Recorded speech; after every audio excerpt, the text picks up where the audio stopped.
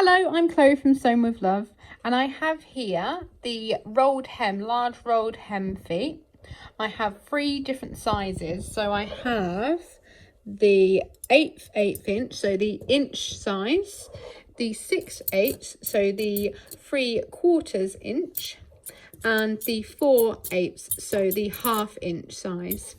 And I'm going to show you how they work. So I'm using the Singer Starlet 6680, and I have here the 3/4 inch foot, and that will just attach on just like that.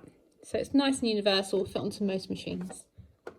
So I found it easier to press my fabric first and then place it into the actual foot guide itself, and then it should just push through nice and easy, just like that. And then we can easily just attach that to the machine, guide the fabric under where your needle is, and then you should be good to start sewing.